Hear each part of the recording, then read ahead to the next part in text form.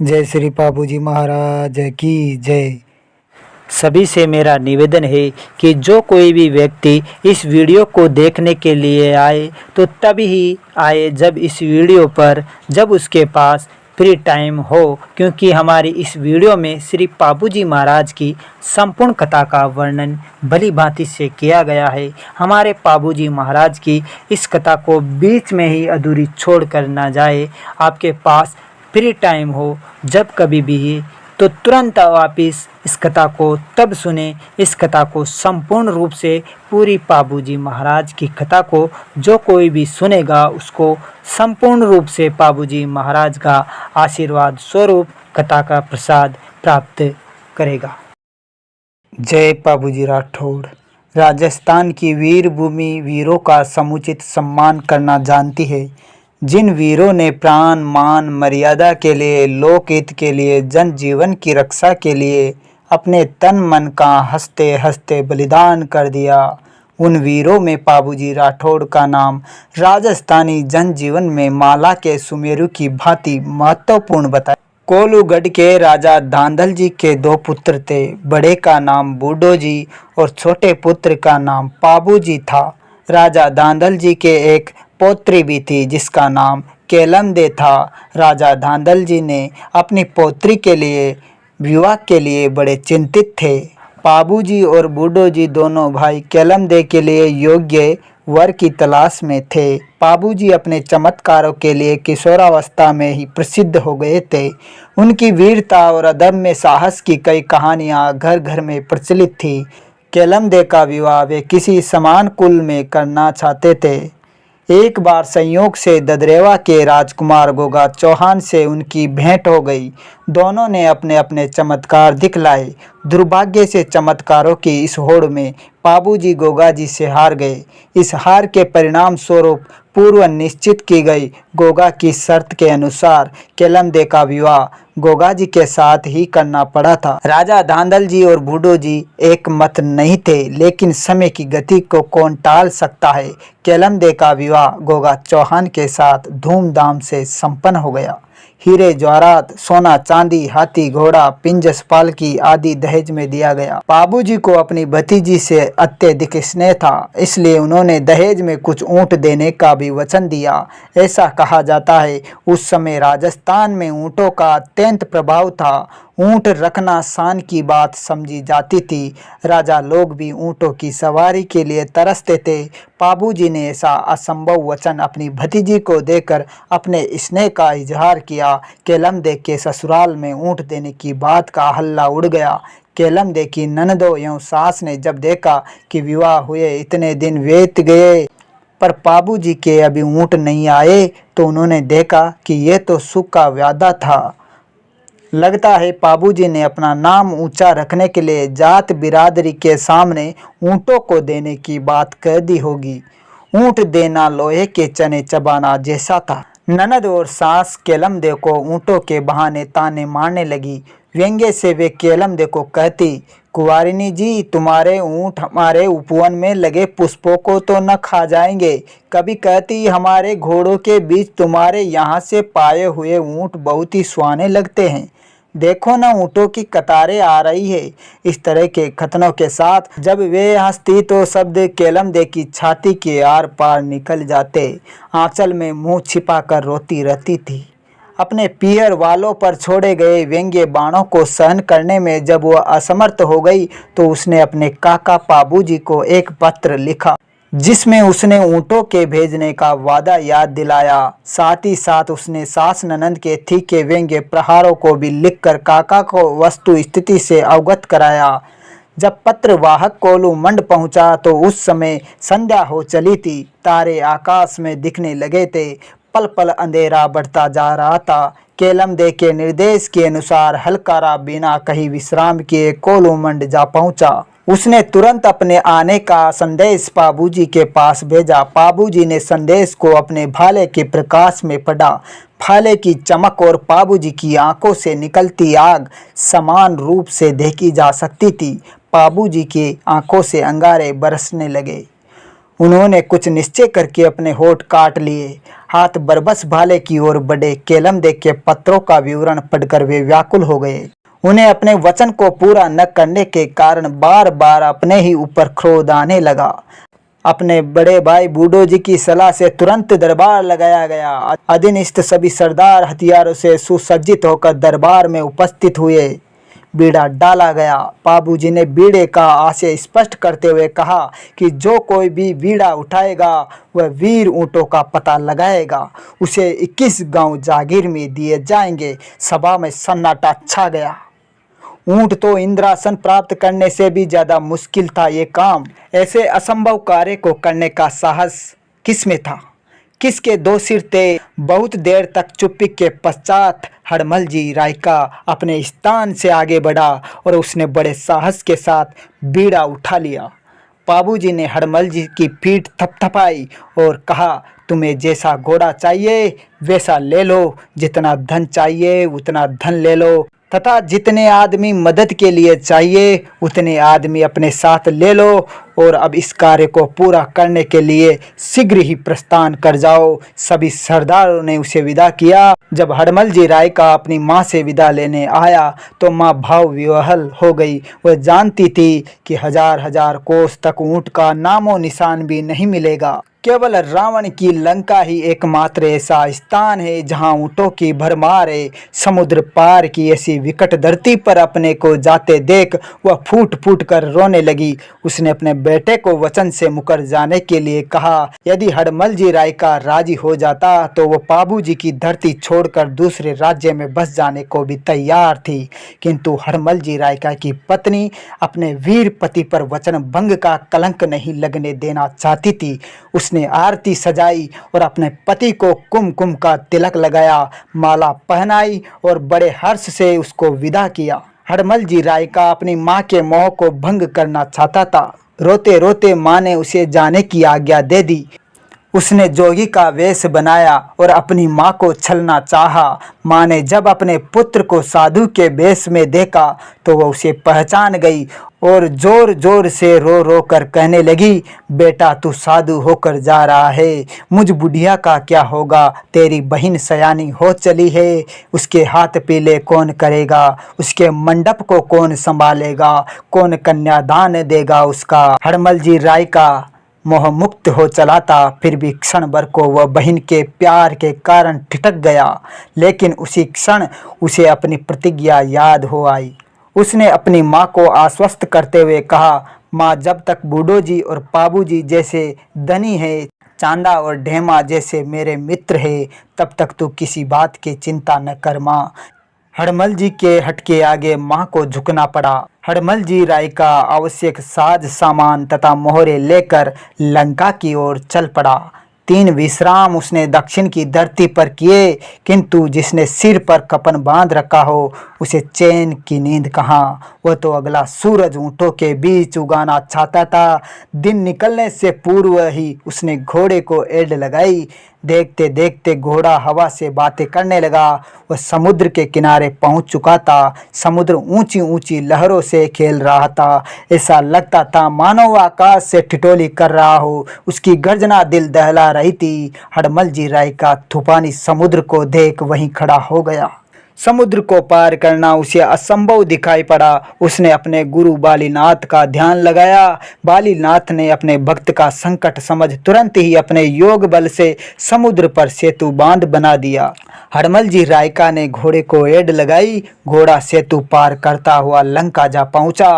हड़मल जी रायका ने अपने घोड़े को कहा, जिस दिशा में ऊँटों की गंध उठ रही है उसी ओर चल। अपने स्वामी के मन की बात जानने वाला वह स्वामी भक्त अश्व थक थक कर चूर हो गया था, किंतु स्वामी का प्रोत्साहन पाकर वह पुनः दौड़ने लगा। जंगल दर जंगल घूमने पर एक बीहड़ में उसने ऊँटों का झुंड चरते हुए देखा। उनके रखवाले पेड़ों के नीचे सो रहे थे और कुछ इधर उधर बैठे गपशप लगा रहे थे। हड़मल जी रायका ने वस्तु स्थिति को समझकर घोड़े को वृक्षों के बीच में बांध दिया और ऊंटों से थोड़ी दूर पर आग जलाकर तपने लगा। उसकी धुनी से उठने वाला धुआं जंगल में चारों ओर फैलने लगा। ऊंटों के रखवाले अचानक किसी साधु को आया देखकर भयभीत हो गए। वे हड़मल जी रायका को सिद्ध साधु समझकर पूजने लगे। साधु के लिए दूध और फल इकट्ठा करने लगे। जब बहुत सारे लोगों ने हड़मल जी रायका को दूध समर्पित किया तो वह चौकन्ना होकर उठ बैठा। न तुम्हारा दूध ग्रहण करूंगा न फल, इतना कहकर वह पुनः ध्यान में लीन हो जाते हैं। गांव के लोग विस्मय विमुढ़ होकर लौट पड़े। उन्होंने इस साधु के संबंध में सर्वत्र चर्चा फैला दी। चारों ओर चर्चा फैल गई कि साधु आया है। पंडितों की सभा में साधु के विषय में विचार हुआ। ज्योतिषियों ने अपना पतड़ा फैलाया और कहा वह व्यक्ति साधु नहीं है, वह तो कोलू मंड के चमत्कारिक पुरुष पाबूजी का सेवक है, हड़मल जी रायका। 7 समंदर पार करके वह ऊंट चुराने के लिए आया है। जब चोरी का यह अद्भुत ढंग उन्होंने समझा तो वे लाठियों सहित साधु पर चढ़ बैठे। हड़मल जी रायका गांव वालों की फौज को देखकर उनके मंतव्य को समझ गया था। वह भली भांति जानता था कि इस प्रदेश में वह अकेला है। इतने लोगों से युद्ध में पार नहीं पा सकेगा, युद्ध में जीत नहीं सकेगा। इसलिए उसने चमत्कार दिखलाने का निश्चय किया। फिर क्या था, गुरु बालीनाथ का स्मरण किया। जब गांव वाले अत्यंत समीप आ गए तो वह धूनी के जलते हुए अंगारों को अपनी झोली में रखकर चलने लगा। गांव वाले अपने आश्चर्य को न रोक सके। साधु के इस काम को देखकर उन्होंने अत्यंत श्रद्धा के साथ देखा। उनकी लाठियां झुक गई। अब तो वे उसके मार्ग में पलक पावड़े बिछाने लगे, स्वागत सत्कार करने लगे, उसके चरण पकड़कर अपने अपराध की क्षमा मांगने लगे। दूध और फल पुनः लाए गए। सबने हाथ जोड़कर साधु से निवेदन किया कि आप सिद्ध पुरुष हैं, कृपा कर हमारा दूध स्वीकार कीजिए। हड़मल जी रायका ने खाली खप्पर आसन पर रख दिया और अपने इष्ट बालीनाथ का ध्यान लगाकर ध्यान करने लगे। गांव वाले दूध की हांडियां खप्पर में डालने लगे, लेकिन खप्पर ज्यों का त्यों खाली पड़ा रहा। इस करामात को देखकर खाली खप्पर बढ़ता ही नहीं था। इस करामात को देखकर सभी लोग हैरत में पड़ गए। उन्होंने भयभीत कातर वाणी में गांव की रक्षा के लिए बाबा से प्रार्थना की। हड़मल जी रायका ने सबको संतोष बंधाया कि डरने की कोई बात नहीं है। मैं किसी का अनिष्ट नहीं करूंगा। तुम्हारे ऊंट भी मैं चुरा कर नहीं ले जाऊंगा। ऊंटों की कुछ मींगनियां ले आओ। लोग दौड़े और मींगनियां लाकर बाबा को भेंट की। बाबा ने सभी को आशीर्वाद दिया और अपने अपने घर लौटने को कहा कि सभी अपने अपने घर लौट जाए खुशी से। हड़मल जी रायका ने अब अधिक विलंब करना उचित नहीं समझा। अपने कार्य की साक्षी के रूप में मींगनियों को झोली में डालकर वह कोलू मंड लौट आया। पाबूजी की सभा बैठी हुई थी। हड़मल जी रायका ने ऊंटों का विस्तृत विवरण उस सभा में सुनाया। उसने कहा कि रावण की लंका में लक्षाधिक ऊंट है। यदि ऊंट प्राप्त करना है तो रावण की लंका के वहाँ के राजा से संघर्ष करना पड़ेगा। पाबूजी ने अपने वीरों को एकत्रित किया और लंका की ओर प्रयाण किया। उनकी सेना की हलचल से धरती खिसकती थी। जुझाऊ बाजों के नाद से आकाश फटा पड़ता था। मार्ग में जितने राजा लोग मिले सब भयभीत होकर पाबूजी की शरण में आ गए। पाबूजी महाराज ने सेना सहित 7 समुंदर पार करके लंका में प्रवेश किया। पाबूजी की केसर घोड़ी युद्ध के लिए छटपटा रही थी। हड़मल जी रायका ने ऊँटों के चारागाह तक पथ प्रदर्शन किया। वहाँ तक वह ले गए, रास्ता बताया। लाख लाख ऊँटों के झुंड इधर उधर चल रहे थे चारों ओर। पाबूजी की सेनाओं ने बाकी ऊँटों को घेर लिया। चरवाहे भाग छूटे डर के मारे। उन्होंने वहाँ के राजा के दरबार में जाकर फरियाद लगाई। वहाँ के राजा अपनी सेना सजाकर युद्ध स्थल पर उपस्थित हुआ। वहाँ के राजा की सेना को देखकर पाबूजी महाराज और पाबूजी की सेना विचलित नहीं हुई और उन्होंने वहाँ के राजा को ललकारा। उनकी आवाज़ 10 दिशाओं में गूंज उठी। वहाँ के राजा को पाबूजी ने कहा, यदि अपना भला चाहते हो तो लौट जाओ। मैंने जिन ऊँटों को घेरा है उन्हें मैं हरगिज वापस करने वाला नहीं हूँ। भीषण संग्राम होने लगा। एक ओर वहाँ के राजा का अट्टहास, दूसरी ओर पाबूजी की सिंह गर्जना युद्ध को और भी अधिक भयंकर बना रही थी। पाबूजी के दाएं बाएं चांदा और डेमा अपनी तलवारों का जौहर दिखलाने लगे। उन्होंने वहाँ के राजा की सेना को गाजर मूली की तरह उड़ा दिया। वहाँ के राजा को अपनी बची हुई सेना के साथ भागना पड़ा। विजयश्री का सेहरा पाबूजी महाराज को बंधा। पाबूजी ने घेरे हुए ऊँटों को लेकर कोलूमंड की ओर प्रस्थान किया। पाबूजी स्वयं ऊँटों को लेकर ददरेवा जाने के उतावले थे, अतः कोलूमंड पहुँचने के पूर्व ही उन्होंने अपना मार्ग बदल लिया। वे उतावले उतावले बढ़ रहे थे। उन्हें अपनी भतीजी केलमदे को दिए हुए वचनों को पूर्ण करने की आतुरता थी। मार्ग में सोडो का सूखा प्रदेश था। बाग बगीचे, कुआ, बावड़ी, पेड़ पौधे सब सूख गए थे। उस भूमि पर पाबूजी के चरण पड़ते ही सूखा रेगिस्तान लहराने लगा। पौधों के फूल और वृक्षों के फल आ गए। पाबूजी के इस चमत्कार को वहाँ की राजकुमारी सोडी ने अनुभूत किया। वह टकटकी लगाकर घोड़ी पर चढ़े पाबूजी को निहारती रही, किंतु पाबूजी ने उस ओर से मुंह मोड़ लिया। वे उसी निष्प्रभाव से आगे बढ़ गए। ददरेवा पहुंचकर उन्होंने ऊँटों को केलमदे के अश्वशाला में भेज दिया। काका भतीजी का स्नेह मिलन हुआ। पाबूजी ने अपने वचन का निर्वाह कर अपने धर्म की रक्षा की। लोगों ने पाबूजी के वीरत्व की सराहना की। सभी के मुख पर पाबूजी का नाम था। केलमदे के हर्ष का कोई पारावार नहीं था। राजकुमारी सोडी पहली झलक में ही पाबूजी को अपना सर्वस्व दे चुकी थी। वह मनसा वाचा कर्मणा से उन्हें अपना पति वरण कर चुकी थी। उसने मन ही मन प्रतिज्ञा की कि यदि विवाह करना ही है तो पाबूजी के साथ ही करूंगी, अन्यथा जन्म भर कुंवारी रहकर जीवन व्यतीत करूंगी। वह सब सयानी हो चुकी थी। उसके पिता को भी सोडी के विवाह की चिंता सताने लगी थी। सोडी के पिताजी ने अपने कुल पंडित को बुलाया। राजकुमारी सोडी के लिए समान और सुयोग्य वर तलाश करने के लिए कहा उससे। जब पंडित की प्रस्थानगी का राजकुमारी को पता लगा तो उसने कुल पंडित को अपने पास बुलवाया। सोने की चौकी पर उसे बैठा कर सोडी ने उपहार से उसे प्रसन्न किया। पहले हाथ जोड़कर सोडी ने निवेदन किया, हे पंडित राज, मेरा निश्चय है कि मैं पाबूजी से ही अपना विवाह करूंगी, अन्यथा जन्म भर कुंवारी रहूंगी। इसलिए महाराज को समझाकर तुम सीधे कोलूमंड ही जाओ। पंडित ने कोलूमंड ही जाने का निश्चय किया। राजकुमारी के मन की बात को जान पंडित ने अपना काम और भी अधिक सरल पाया। पंडित कोलूमंड जा पहुंचा। दूर से ही पाबूजी का घवल महल, जिसके इर्द गिर्द हरे वृक्षों की कतारें खड़ी थी, दिखाई दिया। महल पाबूजी के सफ़ेद महल के झरोकों पर लाल लाल किवाड़ लगे थे। मुख्य द्वार चंदन से बने हुए थे। पंडित ने चंदन निर्मित दरवाजे से महल में प्रवेश किया। पाबूजी की सभा में बाकी सरदारों को देखकर पाबूजी के शौर्य को वह अंदर ही अंदर भांप गया। पंडित ने आशीर्वाद देकर अपने आने का प्रयोजन बताया। राजकुमारी सोडी के विवाह संबंध का स्वर्ण निर्मित नारियल तथा बहुत सी मोहरें पाबूजी को भेंट की।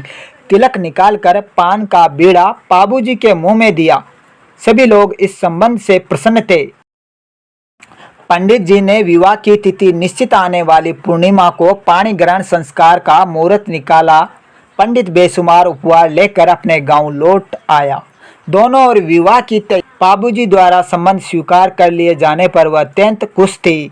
पाबूजी ने अपने सगे संबंधियों को विवाह के लिए आमंत्रित किया। जगह जगह पीले चावल भेजे गए। पाबूजी ने अपने प्रधान चांदा को कहा कि हनुमान जी, करणी जी के ये निमंत्रण भी भेजो। गोरखनाथ जी के यहाँ पीले चावल अपेक्षाकृत अधिक भेजो, ताकि वे अपनी समस्त जमात के साथ आवे। पितरों और सतियों के यहाँ निमंत्रण भेजो, ताकि वे रणबांके के विवाह में आवे। अपनी बहन को बुलाने के लिए रथ भेजा गया, किंतु पाबू ने अपने बहनोई जायल खींची के यहाँ जानबूझकर निमंत्रण नहीं भेजा।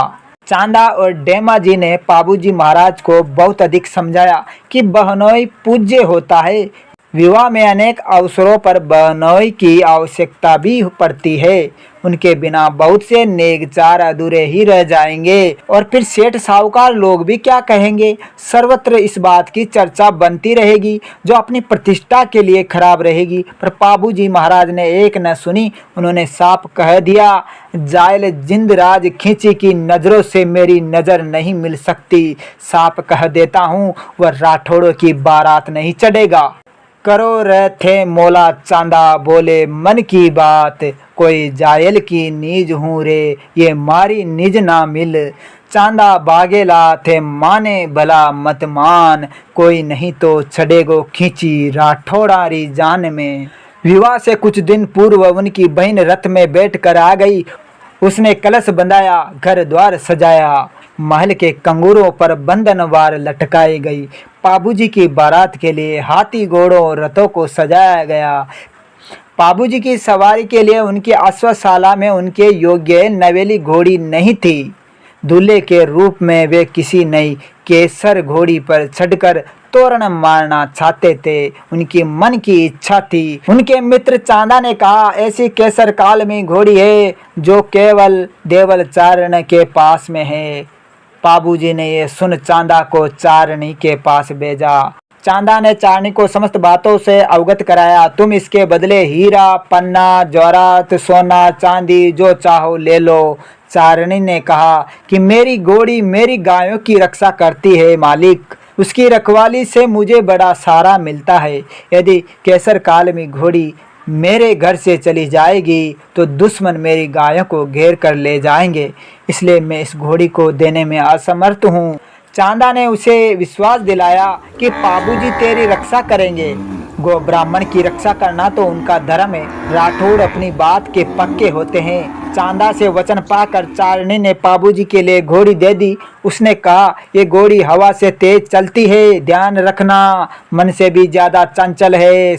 सोडो के घोड़े अपनी तेज चाल के लिए प्रसिद्ध है, किंतु वे इसे न जीत सकेंगे। इस विलक्षण घोड़ी को तुम ले जाओ। मेरी गायों की रक्षा की जिम्मेदारी अब पाबूजी महाराज पर रहेगी। पाबूजी को चारणी की शर्त स्वीकार थी।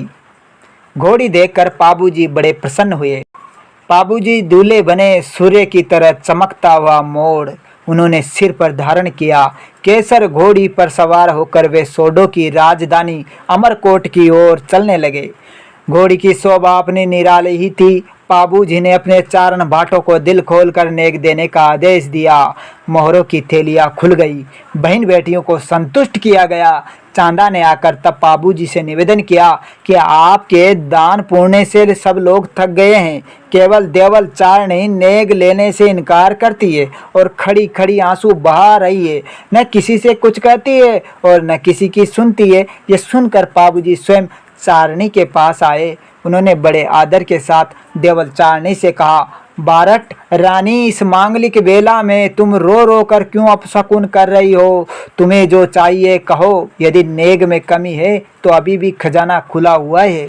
देवल चारणी ने पाबूजी के इन वचनों को सुनकर कहा, हे पाबूजी महाराज, आप सोडो की अमरकोट जा रहे हो। अपने साथ सभी सरदारों को, वीरों को, योद्धाओं को बारात में ले जा रहे हो। पीछे से मेरी गायों की रक्षा कौन करेगा? उनकी रक्षा कौन करेगा?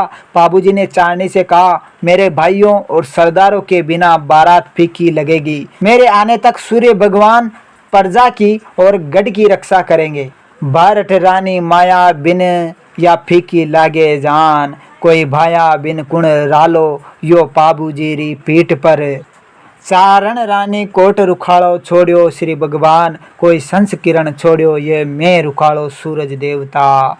चारणी को इस उत्तर से संतोष नहीं हुआ। उसने डेमा और चांदा जी को पीछे छोड़ने के लिए पाबूजी महाराज से मनवार लगाई, किंतु पाबूजी महाराज के लिए डेमा और चांदा बाएं दाएं हाथ की तरह थे, इसलिए उन्हें कैसे छोड़ा जा सकता था। चारणी को पाबूजी ने विश्वास दिलाया कि मेरे बड़े भाई बूढ़ो जी तुम्हारी रक्षार्थ गढ़ में ही रहेंगे।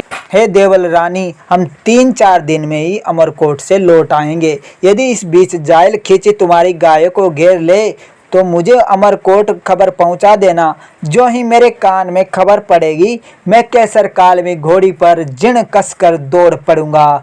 अगर रोटी खाता हुआ भी होऊंगा तो चुल्लू तुम्हारे ही मकान पर पाकर करूंगा। हे देवल, ये मेरा पक्का प्रण समझना, ये मेरा वचन है। राठौड़ों के प्रण कभी झूठे नहीं होते। आवश्यकता पड़ने पर हे देवल भवानी, बीच चौरी से भी उठकर चला आऊँगा और आकर तुम्हारी गायों की रक्षा करूँगा। देवल ने पाबूजी की शर्त पर नेग लिया और उन्हें विदा किया। पाबूजी की बारात चल पड़ी। डेमा और चांदा पाबूजी के आगे पीछे घोड़े नचाते चल रहे थे। सूर्योदय हुआ। अचानक से काले नाग ने मार्ग रोक लिया। काले नाग को देखकर बारात डर गई। चांदा डेमा ने अपनी तलवारें खींच ली। पीछे से पाबूजी आए। वस्तु स्थिति को देखकर उन्होंने कहा, हे डेमा, सर्प को पाताल नगरी का नाग कहा जाता है और हम भूमिपति होते हैं, इसलिए इस काले नाग को दाहिना लेकर बारात को आगे बढ़ाओ। पाबूजी के आदेश पर बारात आगे बढ़ी। थोड़ी दूर आगे बढ़ने पर पर्वत की चोटी पर से 9 हत्ती सिंगनी उतरी। पाबूजी को सिंगनी द्वारा रास्ता रोकना अपशकुन दिखलाई दिया। डेमा जी की सलाह से शकुन शास्त्री सल्ले को बुलाया। सल्ले ने शकुन देखकर कहा, यदि शकुन को स्वीकार करते हो तो पाबूजी बारात वापस मोड़ दो और सोडी के साथ विवाह करने के लिए हाथ का खांडा भेज दो। किंतु पाबूजी ने पाणी ग्रहण प्रथा के महत्व पर ही जोर दिया और कहा कि मैं सिंगनी का पुत्र होकर ऐसे ही किसी अपशकुन से डरकर हिंदू रीति रिवाज को नहीं छोड़ूंगा। राठौड़ों के मुंह पर कलंक नहीं लगाऊंगा। अपनी माता कुलबादे का दूध नहीं ले जाऊंगा। मेरी प्रतीक्षा में सोडी नववधि बनी है। विवाह की घड़ियां गिन रही है वहां पर। यदि मैं मार्ग से वापस मुड़ जाऊंगा तो वह मुझे कायर गीदड़ समझेगी। उसकी सहेलियां उसे तानों से भेंट देंगी।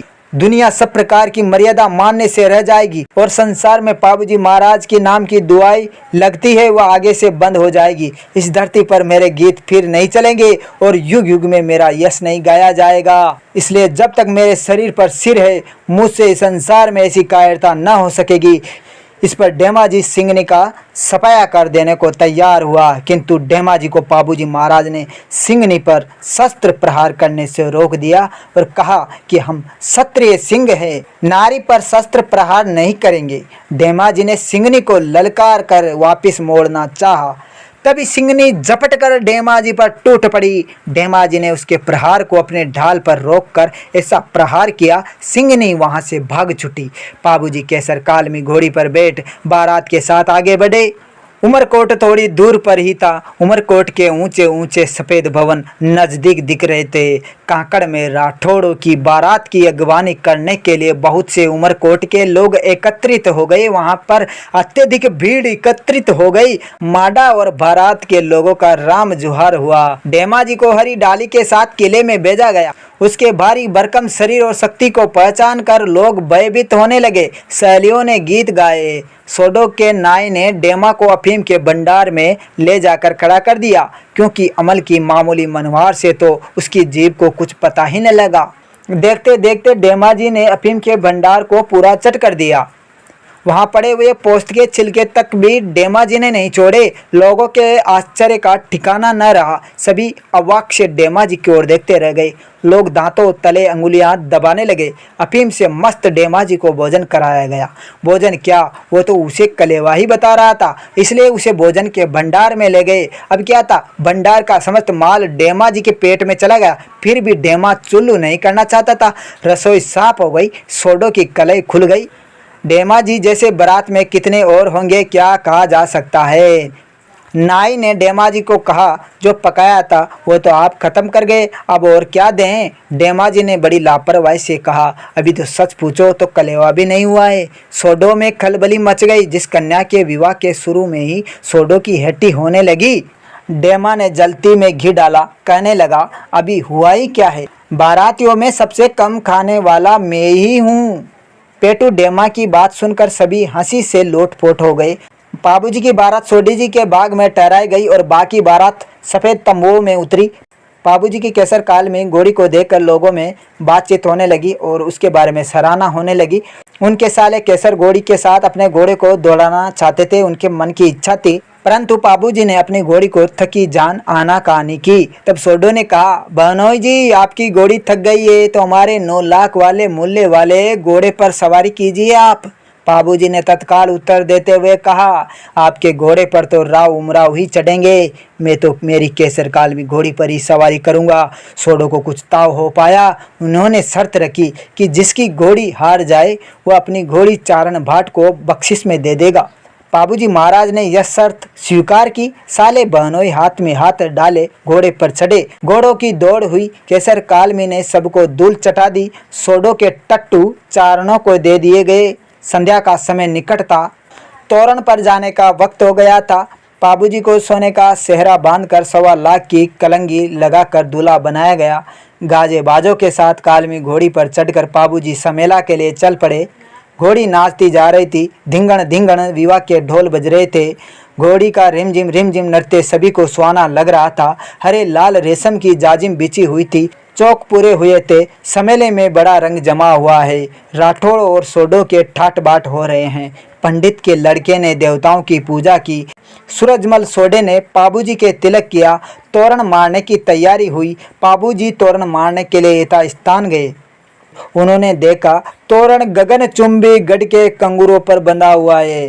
पाबूजी ने घोड़ी को थपथपाया, उसे समझाया, उसे पुचकार कर लाड प्यार करते हुए कहा, हे केसर कालमी घोड़ी, तू छलांगों में जीत गई तो तेरे खुरों में मेहंदी लगवाऊंगा मैं, पाँव में रत्न जड़ित घुंघरू बंधवाऊंगा मैं, माला डलवाऊंगा मैं, गले में सोने की माला भी पहनाऊंगा मैं और चमकता हुआ सेहरा मस्तक पर तेरे लगाऊंगा मैं। इसलिए है घोड़ी, राठौड़ों की प्रतिष्ठा को बनाए रखना और यदि गई तो चारण भाटों को बख्श में दे दूंगा।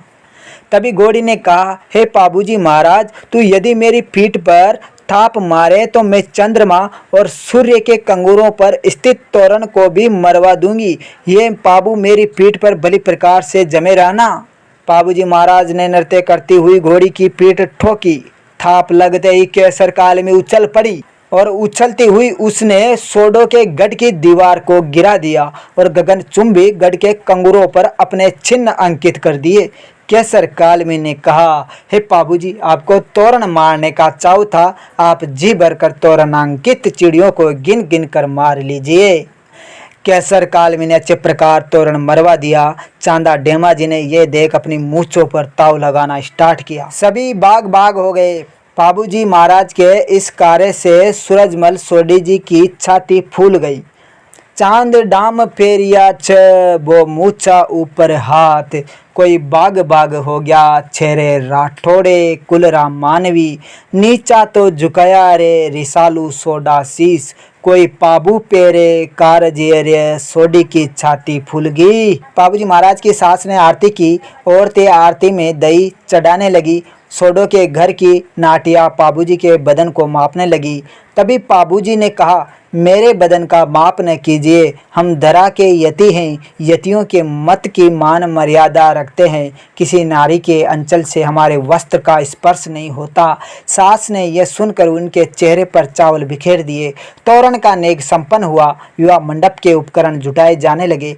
गोधूली का लगन था। जोशी ने वेदी पर कलश स्थापना की। गणपति का पूजन भी हुआ। सोडो की कन्या 7 सहेलियों के साथ पाबूजी महाराज के दाहिने अंग में विराजी।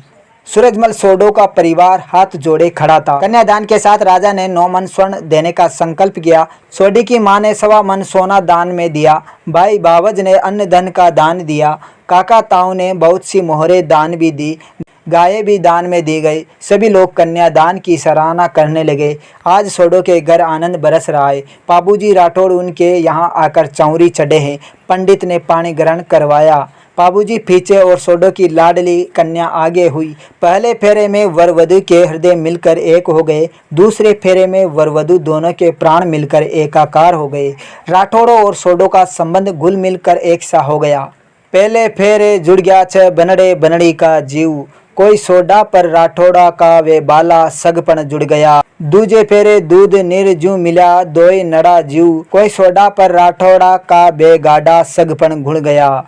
इधर अचानक ही केसर घोड़ी हिन आई तो उसने अपने फौलादी पाद बंधनों को तोड़ डाला। पाबूजी महाराज ने चांदा को भेजा तुरंत कि तुम जाकर केसर कालमी को आश्वस्त करो, उसने ये उत्पात क्यों मचा रखा है। चांदा जी ने केसर कालमी से कहा, पाबूजी महाराज ने 2 फेरे ले लिए, 2 और बाकी हैं, तू रंग में भंग न कर घोड़ी। यदि पाबूजी महाराज तुम्हारी दूसरी हिनहिनाहट सुन लेंगे तो वचनबद्ध वो चंवर को अध बीच छोड़कर उठ पड़ेगा।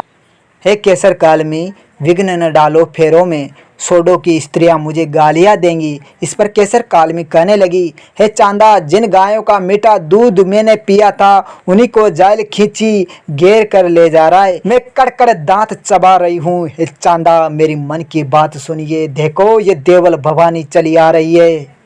उसने सोडो के दरवाजे पाकर करुण पुकार मचाई है कि पाबूजी महाराज, आप तो सोडी जी से पानी ग्रहण करके रिझे हैं और उधर खींची मेरी गायों से रिझा है।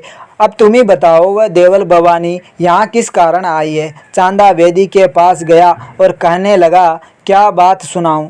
खींची देवल चारणी की गायें घेर कर ले गया है। इतना सुनते ही पाबूजी महाराज ने अपने चोगे की डोरी झड़काई, पानी ग्रहण छोड़ दिया और फेरों के बीच ही उठ खड़े हुए।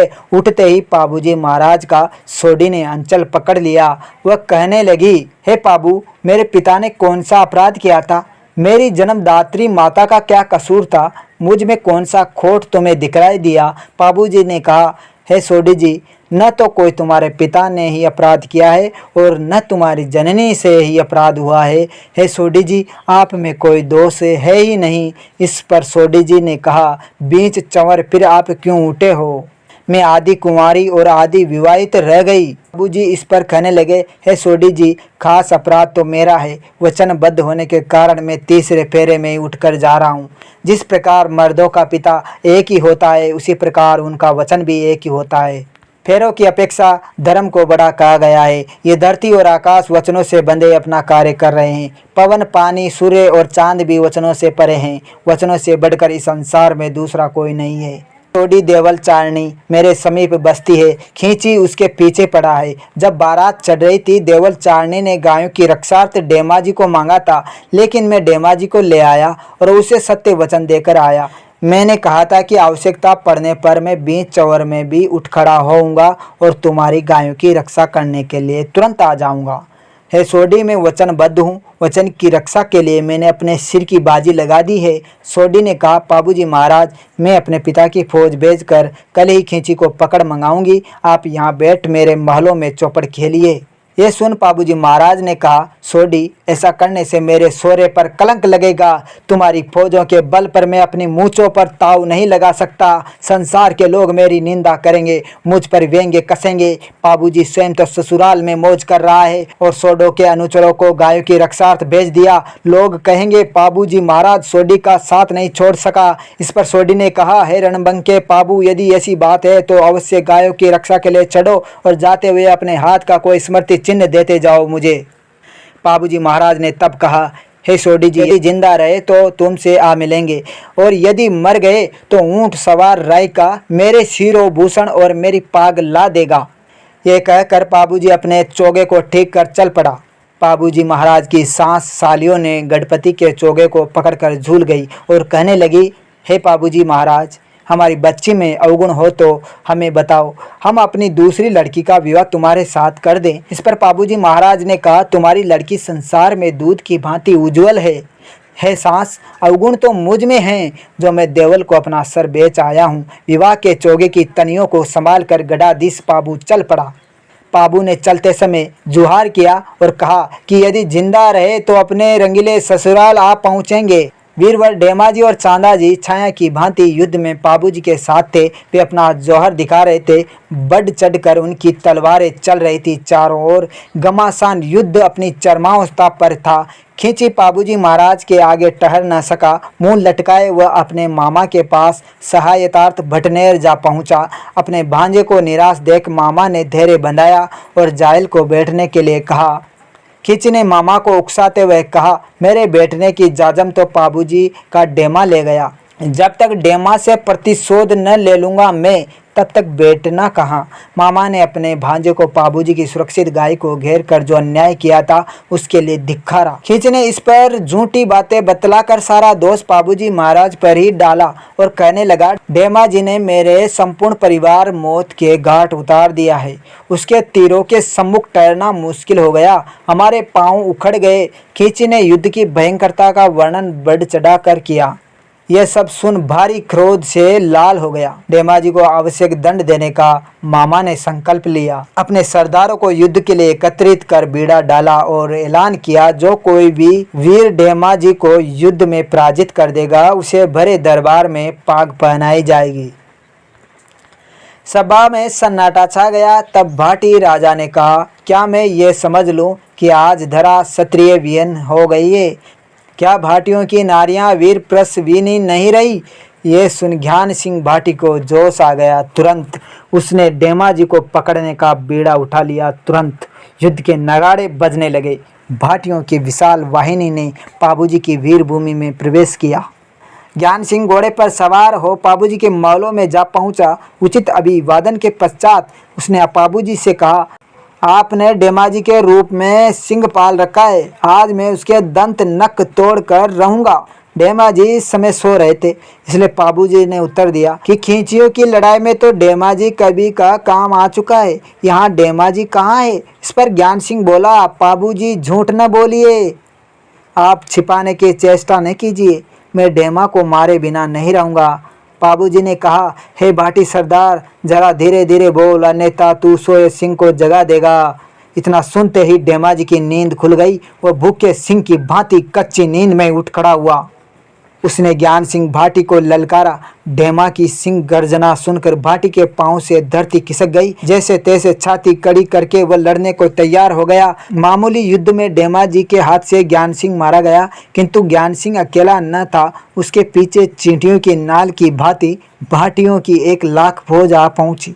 पाबूजी महाराज ने अपने एक रायका को आदेश दिया कि ऊँटनी पर सवार होकर आप भाटियों की फौज और उनके मोर्चे को तुरंत देख कर आओ और पता लगाओ। रायका ने शत्रु सेना का पूरा विवरण पाबूजी के सामने रखा और कहा कि शायद डेमा भाटियों के सम्मुख टिक नहीं पाएगा। पाबूजी वस्तु स्थिति को समझकर अपने स्थान पर आ गए। चांदा ने डेमाजी को समझाया कि हम पहाड़ की ओट में हो जाएं, क्योंकि खुले में हम भाटियों से जीत नहीं सकेंगे। डेमा का वीरत्व जाग उठा। उसने कहा, आप कैसी भोली भाली बातें कर रहे हैं? यदि ऐसी कायरता दिखाएंगे तो क्या आप अपनी कमलादे जैसी माता का दूध नहीं ले जाओगे? पाबूजी महाराज ने फिर समझाया कि डेमा, यहाँ किसको तो ढाल बनाओगे और कहाँ मोर्चा लोगे? डेमा ने विश्वास से कहा, छाती की ढाल और मूंछों के मोर्चे बनाकर युद्ध में अमर हो जाएंगे। फिर क्या था, घमासान युद्ध छिड़ गया। पाबूजी महाराज की तलवारें झेलने वाला कोई नहीं था उस समय। उनकी घोड़ी ने युद्ध स्थल में रणचंडी की तरफ प्रलय मचा दिया। खून की नदियां बह गई। भैरव और जोगनियां मृतकों पर नाचने लगी। पाबूजी, चांदा और डेमाजी ने शत्रुओं की असंख्य सेना को धराशायी कर दिया और अंत में स्वयं भी शहीद हो गए। पाबूजी महाराज के लिए स्वर्ग से विमान आया। चांदा डेमाजी के लिए भी पालकियां स्वर्ग से आई। तलवार की जीत जायल खींची की हुई और यश की जीत हुई पाबूजी महाराज की। तलवार से जीतने वालों के तो धरती पर केवल निवास स्थान बनते हैं, किंतु यश विजेताओं की पूजा देवताओं की तरह होती है। उनकी पाषाणमयी प्रतिमाएं बनेंगी। राठौड़ों का पूरा खानदान ही इस युद्ध में काम आया। बड़े भाई बूढ़ो जी भी इस युद्ध में शहीद हो गए। पाबूजी के शिरोभूषण तथा अन्य चिन्ह लेकर दूत रायका जी सोडी जी के पास जा पहुंचे। सोडी जी पहले ही अशुभ से डरी हुई थी। उसे भयानक स्वप्न पाया था, जिसमें उसने अपने आप को विधवा वेशभूषा में देखा था। पाबूजी महाराज की मृत्यु का समाचार उसने छाती पर वन रखकर सुना और वीर पत्नी की भांति पाबूजी के शव को गोद में लेकर वह आग में बैठ गई। बूढ़ो जी की पत्नी के गर्भ में एक बालक पल रहा था, इसलिए सती होने से पहले पेट चीर कर बालक को बाहर निकाला गया। वही बालक आगे चलकर रूपनाथ जी महाराज कहलाया, जिसने भाटी का सिर काट कर अपने पिता और काका का वेर शोधन किया। पाबू खातर पाया छह बेदरगा हूँ बिवारण, कोई चांदे डामे खातर प्राई अरमा पर हूँ पालकी। जसड़े तो जीत्यो है रे वो कोलम को दरबार, कोई खांडे तो जीत्यो है रे वो खींची जायल जिनको। खांडे जीत ऋणिया का बस सी धरती ऊपर बांस, कोई जस जीतन यारी तो होशी बड़ा में बाया देवली। जय पाबूजी महाराज की जय हो। दोस्तों, आपको संपूर्ण पाबूजी महाराज की ये कथा कैसी लगी हमें कमेंट करके ज़रूर बताएं और इस वीडियो को अपने दोस्तों के साथ, अपने रिश्तेदारों के साथ हर जगह शेयर ज़रूर करें और उनको भी सुनने के लिए कहें। पाबूजी महाराज की इस कथा को जो कोई भी सुनेगा उसके अच्छे कार्य होते जाएंगे। दोस्तों, हमारे चैनल को सब्सक्राइब ज़रूर करें। जय पाबूजी महाराज।